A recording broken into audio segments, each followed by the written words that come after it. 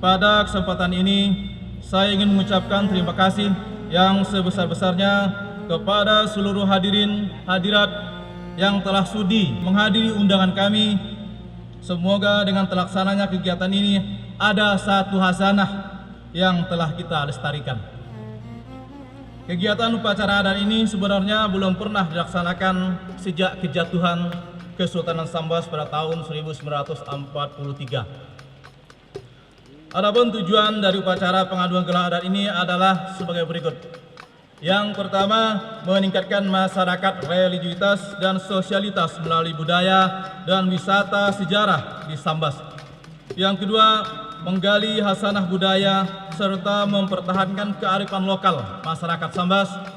Yang ketiga, memperkokoh rasa cinta dan rasa memiliki terhadap adat, tradisi, seni dan hasanah kebudayaan Sambas.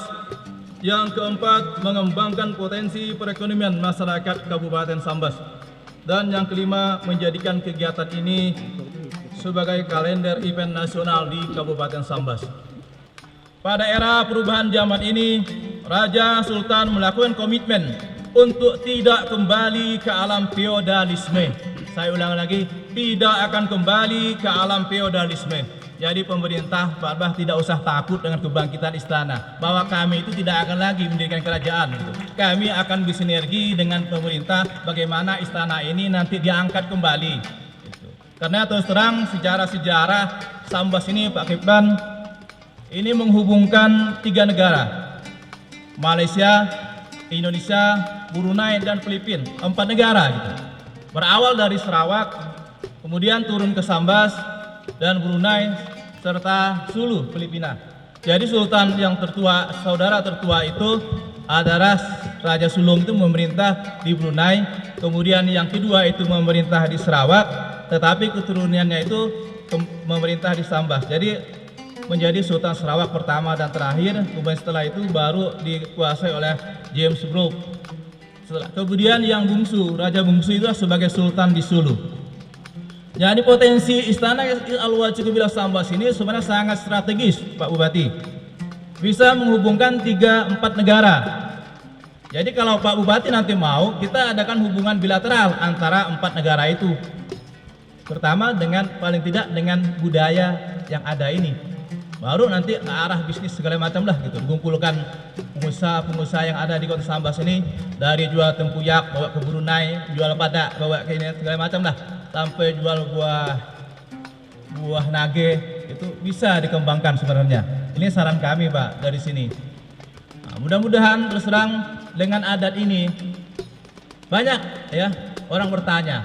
Saya lihat di Facebook pro kontra. Kenapa sih belum apa-apa udah diberikan gelar, belum lalu bekerja Pak Bah ya, sedangkan yang udah bekerja bertembus rumus kok tidak ada yang diberikan gelar. Sekarang pemerintahan kita ini Republik Indonesia dan Kesultanan Sambas sekarang mempunyai raja yang baru. Yang dulu raja yang dulu, sekarang raja baru dengan sistemnya baru dan sebuah reformasi baru untuk ke depan. Dengan raja muda kita ini yang berumur 21 tahun, saya katakan kepada seluruh rakyat Sambas, Pangeran Ratu Muhammad Tahran ini adalah penerus pewaris Kesultanan Sambas. Tidak ada orang lain lagi.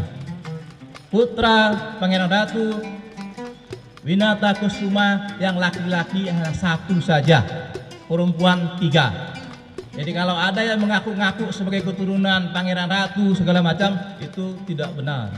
Karena saya lihat selebaran-selebaran ada ngaku dirinya sebagai anak Pangeran Ratu dan ingin menjadi sultan di Sambas.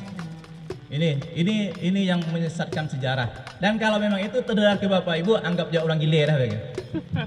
Nah, jadi tidak ada yang itu. Kemudian kenapa kami beri gelar petinggi orang kaya lela mahkota, petinggi orang kaya amat derajat. Zaman Sultan dulu tidak ada seperti itu Pak. Yang ada dulu yang digelar oleh Sultan yang pertama adalah petinggi, ya petinggi. Orang kaya, ya orang kaya.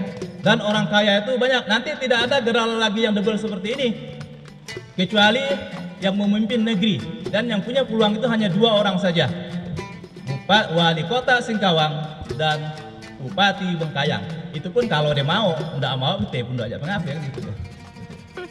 Itulah yang kami salut dengan beliau ini. Belum beliau bekerja, belum beliau saya Pak Urai ingin menjunjung istana Pak Urai di atas kepala saya. Oke, jangan nak bulak-bulak dikatakan Pak ya. Kemarin saya tidak akan bulak, saya nak sinyan-sinyan. Dan itulah kita janji di seluruh, makanya saya undang seluruh kepala desa se-Kabupaten Sambas sebagai saksi bahwa Pak Atbah ini akan membuat perubahan di Sambas untuk 5 tahun akan datang. Ya, kita tunggu nanti.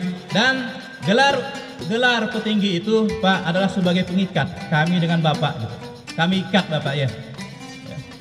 Jadi kalau terjadi masalah di masyarakat, terjadi masalah dengan masyarakat segala macam, tidak bisa menyimpan aspirasinya ke bupati atau tidak bisa lewat DPR, Bapak bisa datang ke kami.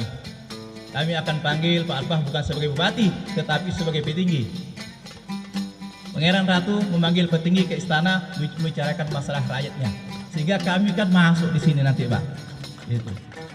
Dan kepala-kepala desa, tolong ini disebarkan nanti bahwa kita punya seorang petinggi ya di Kabupaten Sambas ini. Intinya adanya raja itu sultan karena adanya rakyat. Kalau rakyat tidak ada, sapi nak diperintahnya kan tidak. Merintah hantu ya, tidak ada rakyatnya seperti itu. Makanya sekarang kami memang semuanya rakyat. Jadi pemerintahan ini adalah pemerintahan di tangan rakyat. Dan pada hari ini merupakan hari kebangkitan. Saya katakan hari ini adalah hari kebangkitan di Istana Aula Jikobila Sambas lewat Pangeran Ratu Muhammad Tahan sebagai rajanya. Dan saya terus terang kami di sini punya target 2018 untuk menyempurnakan gelar beliau ini untuk digelar sebagai Sultan tahun 2018. Jadi Pak Bupati tolong nanti siapkan anggarannya 2 tahun kan turut-turutkan. Nah, nanti kita adakan penggelaran Sultan dan undang raja-raja se-Nusantara dan se-Kalimantan Barat. Itu cita-cita kami. Karena sekarang anggapan dia baru Pangeran Ratu belum jadi Sultan. Sekarang nanti kita buat sejarah baru, jadi Sultan baru. Jadi 3 generasi melompatnya. Dari Sultan terakhir Sultan Muhammad Mulia Ibrahim turun ke Pangeran Ratu Muhammad Taufik tidak sempat menjadi Sultan, turun kepada Pangeran Ratu Minatakusuma tidak sempat menjadi Sultan. Mudah-mudahan ke beliau ini punya umur yang panjang dan bisa bergerak Sultan dan bisa membantu pemerintah dalam memajukan Kabupaten Sambas. Ini fungsi orang kaya itu terserang zaman Sultan dulu ada sebagai donatur Pak, donatur di kesultanan. Seandainya kerajaan perlu apa, Sultan perlu apa, dia hanya tinggal lapor kepada orang kaya. Pak, orang kaya, kami perlu mengadakan pesta, tolong bantulah kami, gitu kan? Siap. Jadi mudah-mudahan Pak Bupati tidak nyasal tuh. Mungkin itu nyasal karena terlantiknya kan. Kami pedahkan dulu Pak Bupati. Tapi saya kan kalau mempunyai hati yang ikhlas dalam memimpin negeri ini, kami akan bantu. Dan juga sebaliknya, siapa yang berani mengganggu petinggi kami yang akan berada di hadapan. Bersama rakyat yang telah sebanyak 53% itu yang akan menghadapi siapa yang akan mengganggu beliau, istilahnya dalam berjalan, istilahnya yang salah tetap kita salahkan, itu yang salah tetap kita kritisi, yang benar tetap kita dukung. Ini dan selanjutnya pada kesempatan ini juga kami mengucapkan terima kasih yang sebesar-besarnya kepada pemerintah Kabupaten Sambas yang telah membantu sepenuhnya kegiatan ini. Ucapan terima kasih juga kami ucapkan kepada para donatur yang telah membantu kami, dan tak lupa kami ucapkan terima kasih kepada seluruh panitia, handai taulan, sanak keluarga, kerabat yang telah mensukseskan kegiatan ini. Demikianlah kata sambutan ini kami sampaikan. Terima kasih atas segala perhatian, mohon maaf atas segala kekurangan dan kehilapan. Wabillahi taufiq wal hidayah. Wassalamualaikum warahmatullahi wabarakatuh.